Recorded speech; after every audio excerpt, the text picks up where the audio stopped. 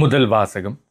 இறந்த இயேசு உயிர்த்தெழுந்த பின்பு அவரோடு உண்டு குடித்த நாங்களே இதற்கு சாட்சிகள். திருத்தூதர் பணிகள் நூலிலிருந்து வாசகம். அதிகாரம் 10, இறைவசனம் 34 மற்றும் 37 முதல் 43 முடிய. அந்நாள்களில் பேதுரு பேசத் தொடங்கி, திருமுழுக்கு பெறுங்கள் என்று யோவான் பறைசாற்றிய பின்பு கலிலேயா முதல் யூதேயா முழுவதிலும் நடந்தது உங்களுக்கு தெரியும். கடவுள் நாசரேத்து இயேசுவின் மேல் தூய ஆவியாரின் வல்லமையை பொழிந்தருளினார். கடவுள் அவரோடு இருந்ததால் அழகியின் கொடுமைக்கு உட்பட்டிருந்த அனைவரையும் அவர் விடுவித்து எங்கும் நன்மை செய்து கொண்டே சென்றார். யூதரின் நாட்டுப்புறங்களிலும் எருசலேம் நகரிலும் அவர் செய்த அனைத்திற்கும் நாங்கள் சாட்சிகள். மக்கள் அவரை சிலுவையில் தொங்க வைத்துக் கொன்றார்கள். ஆனால் கடவுள் அவரை 3ஆம் நாள் உயிரோடு எழுப்பி காட்சியளிக்கச் செய்தார். ஆயினும் அனைத்து மக்களுக்குமல்ல, சாட்சிகளாக கடவுள் தேர்ந்து கொண்டவர்களுக்கு மட்டுமே அவர் காட்சியளித்தார். இறந்த அவர் உயிர்த்தெழுந்த பின்பு அவரோடு உண்டு குடித்த நாங்களே இதற்கு சாட்சிகள். மேலும் வாழ்வோருக்கும் இறந்தோருக்கும் நடுவராக கடவுளால் குறிக்கப்பட்டவர் இயேசுதாம் என்று மக்களுக்கு பறைசாற்றவும் சான்று பகரவும் அவர் எங்களுக்கு கட்டளையிட்டார்.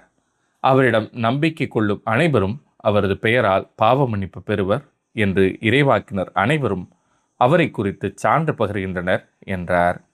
இது ஆண்டவரின் அருள்வாக்கு. இறைவா உமக்கு நன்றி. பதிலுரை பாடல். ஆண்டவர் தோற்றுவித்த வெற்றியின் நாள் இதுவே, இன்று அக்களிப்போம், அகமகிழ்வோம். ஆண்டவருக்கு நன்றி செலுத்துங்கள், ஏனெனில் அவர் நல்லவர். என்றென்றும் உள்ளது அவரது பேரன்பு. என்றென்றும் உள்ளது அவரது பேரன்பு என இஸ்ரேல் மக்கள் சாற்றுவார்களாக. ஆண்டவர் தோற்றுவித்த வெற்றியின் நாள் இதுவே, இன்று அக்களிப்போம், அகமகிழ்வோம். ஆண்டவரது வழக்கை உயர்ந்தோங்கி உள்ளது. ஆண்டவரது வழக்கை வலிமையாய் செயலாற்றியுள்ளது.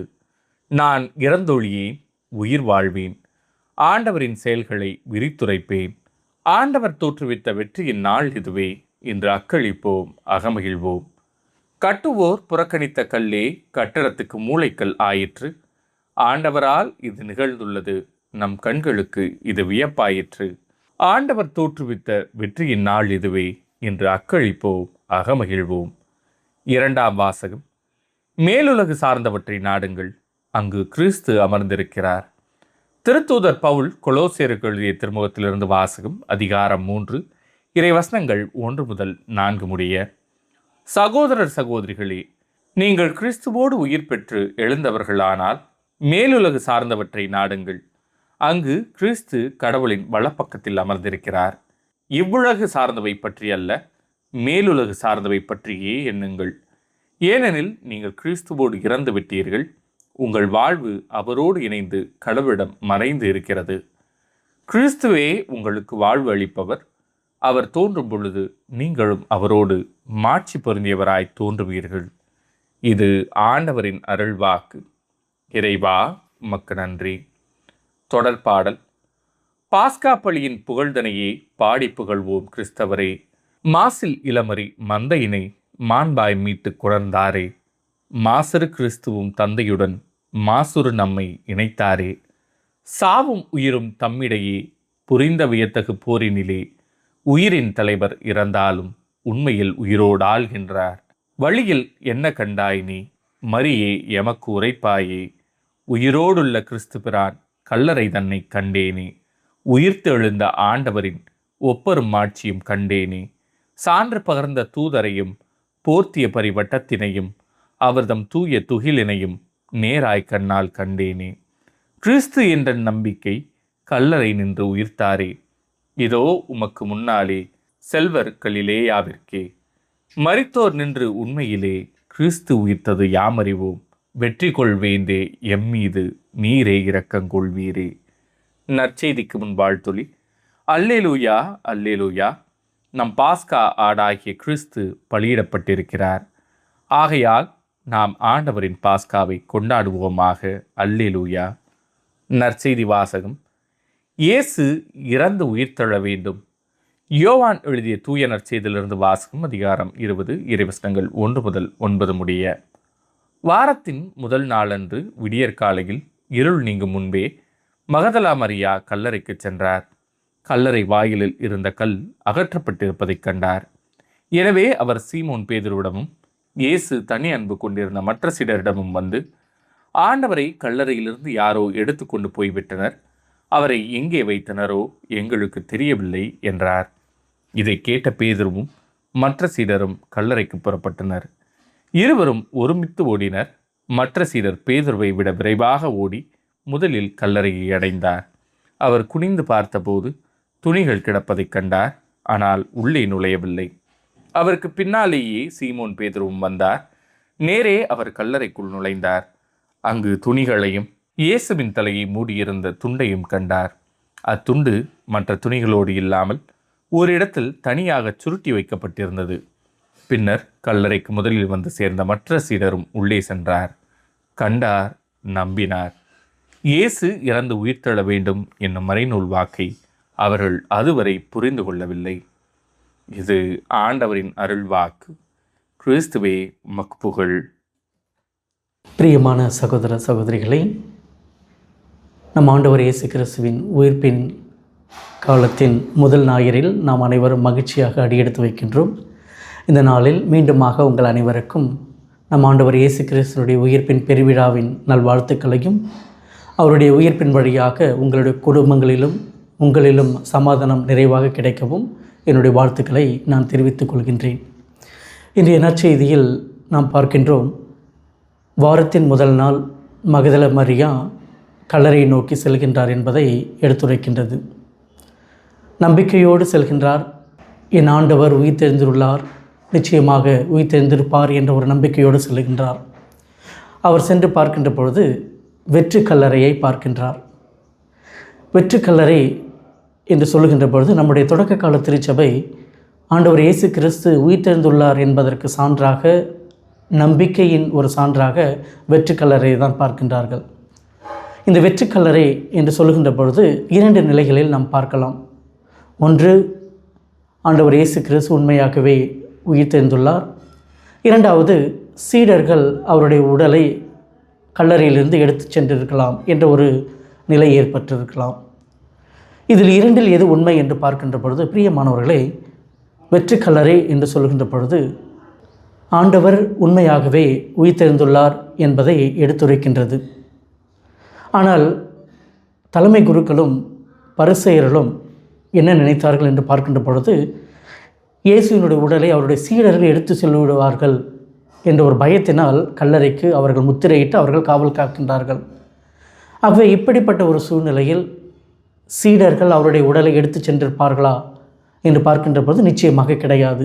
ஏனென்றால் மத்திய நற்செய்தியாளர் தன்னுடைய நற்செய்தியில் 27வது அதிகாரம் 62வது வசனத்தில் அவர் தலைமை குருக்களும் பரிசேயர்களும் இயேசுனுடைய கல்லறைக்கு சீல் வைத்து பாதுகாவலர்களை அவர்கள் வைக்கின்றார் என்பதை பார்க்கின்ற பொழுது நிச்சயமாக சீடர்கள் அவருடைய உடலை எடுத்து செல்வது ஒரு சாத்தியமில்லாத ஒரு கூற்றாக இருக்கின்றது. ஆகவே ஆண்டவர் இயேசு கிறிஸ்து உண்மையாகவே உயிர் தெரிந்துள்ளார் என்பது அந்த வெற்று கல்லறை நமக்கு உறுதியளிக்கின்றது. இரண்டாவது, தூதர்களுடைய சான்றுகளை நாம் பார்க்கின்ற பொழுது இன்றைய முதல் வாசகத்தில் நாம் பார்க்கலாம். பேதுரு மக்கள் முன் கூறுகின்றார், ஆண்டவராகிய இயேசு கிறிஸ்து தூய ஆவியால் முற்றிலும் ஆட்கொள்ளப்பட்டு அவர் நன்மைகளையே செய்து கொண்டு சென்றார். ஆனால் மக்கள் அவரை சிலுவையில் அறைந்தார்கள். ஆனால் கடவுள் 3 நாட்களுக்கு பிறகு அவரை உயிர்த்தெழ வைத்தார் என்று பேதுரு கூறுவதை நாம் பார்க்கின்றோம்.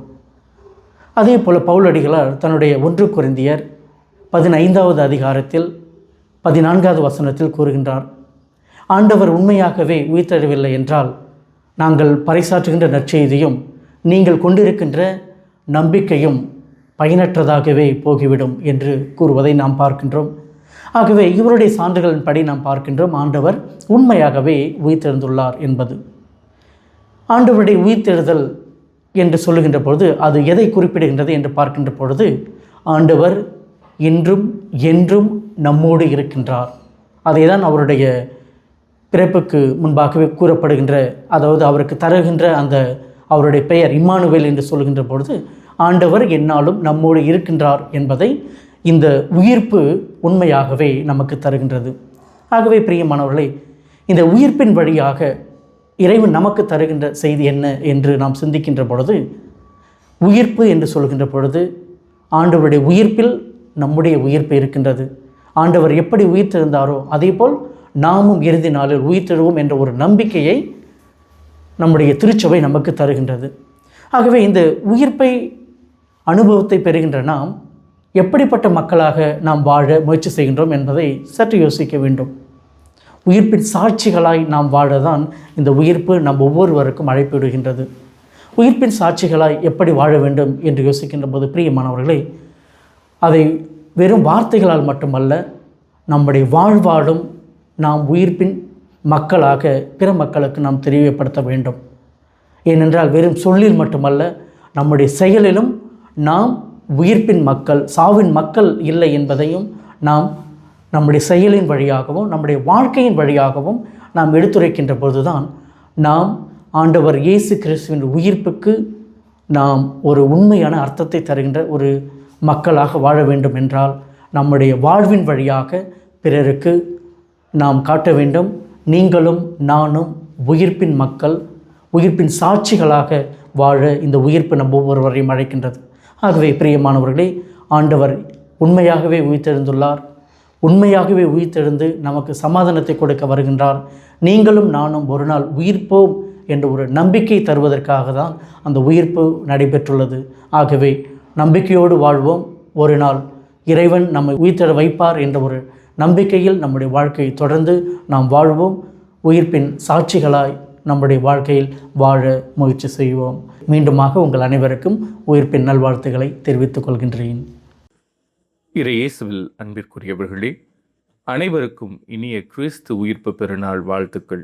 இந்த தவக்காலத்தின் புதிய முயற்சியாக அருட்தந்தையர்களின் தவக்கால சிந்தனையை பெற்று நமது சேனலில் தொடர்ந்து வெளியிட்டு வந்தோம். இதற்கு மிகவும் உறுதுணையாக அனைத்து ஏற்பாடுகளையும் செய்து தந்த கருமாத்தூர் புனித கிளாரட் பங்கின் அருட்தந்தை பிரேம்நாத் அவர்களுக்கு நமது சேனலின் சார்பாக மிகுந்த நன்றியை தெரிவித்துக் கொள்கிறேன். அதே நேரத்தில் கிளாரட் அருளகத்தில் உள்ள அனைத்து அருட்தந்தையர்களுக்கும் நமது மனமார்ந்த நன்றிகளையும் வாழ்த்துக்களையும் தெரிவித்துக் கொள்வோம். அதே வேளையில் கனடாவிலிருந்து நமக்காக ஒளிப்பதிவு செய்து தவக்கால சிந்தனைகளை அருளிய அருட்தந்தை எஸ்லின் அவர்களுக்கும் நமது நன்றியை தெரிவித்துக் கொள்வோம். இந்த முயற்சி முழு வெற்றியடைந்தமைக்கு உதவிய அனைத்து அருட்தந்தையர்களுக்கும் மற்றும் இயேசுவின் சகோதர சகோதரிகள் ஆகிய உங்களுக்கும் என் மனமார்ந்த நன்றியை தெரிவித்துக் கொள்கிறேன்.